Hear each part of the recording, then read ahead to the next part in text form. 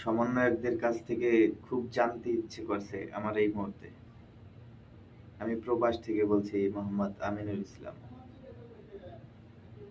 আসলে এই দীর্ঘ 1 বছর পার হয়ে গেল, জাতি কি পেয়েছে এদের কাছ থেকে?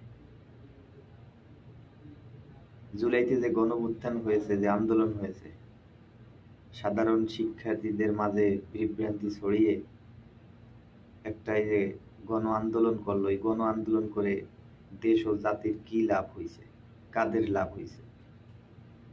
অবশ্য জুলাই যোদ্ধা যারা আছে এরা বুঝতে পারছে কাদের ফায়দা হয়েছে, কাদের হয় নাই। তো এখনো সময় আছে, আপনারা রুখে দাঁড়ান। এই যে একটা বছরে যে সন্ত্রাসরা যা করলো, ধর্ষণ, চাঁদাবাজ, দখলদারি, হত্যা, মানুষকে নির্মমভাবে হত্যা, আসলে এটা মাইনে নেওয়া যায় না।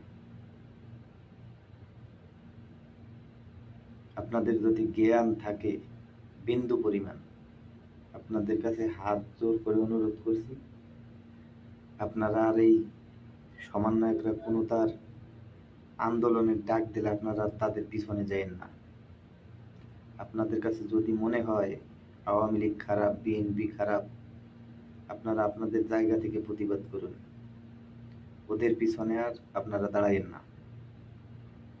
দেশটা ধ্বংসের মুখে নিয়ে গেছে, বুঝবেন আর 6 মাস 1 বছর পার হইলে যে দেশটাকে কত পিছনে নিয়ে গেছে, কয়শো বছরের পিছনে নিয়ে গেছে। যে ক্ষতি করছে ডক্টর ইউনূস মেটোভিলেজ ডিজাইন করে, এই ক্ষতি থেকে জাতিকে আবার উদ্ধার করতে শেখ হাসিনার কথা বলবো না, তবে তার মতন নেত্রী আবার লাগবে, তার মতন মন্ত্রী আবার লাগবে দেশটাকে ওই জায়গায় আনতে। তাও 100 বছর সময় লাগবে দেশটার যে রাষ্ট্রীয় যে ক্ষতি হয়েছে এই ক্ষতি থেকে আসার জন্য। এরপর হচ্ছে গরিব অসহায় মানুষ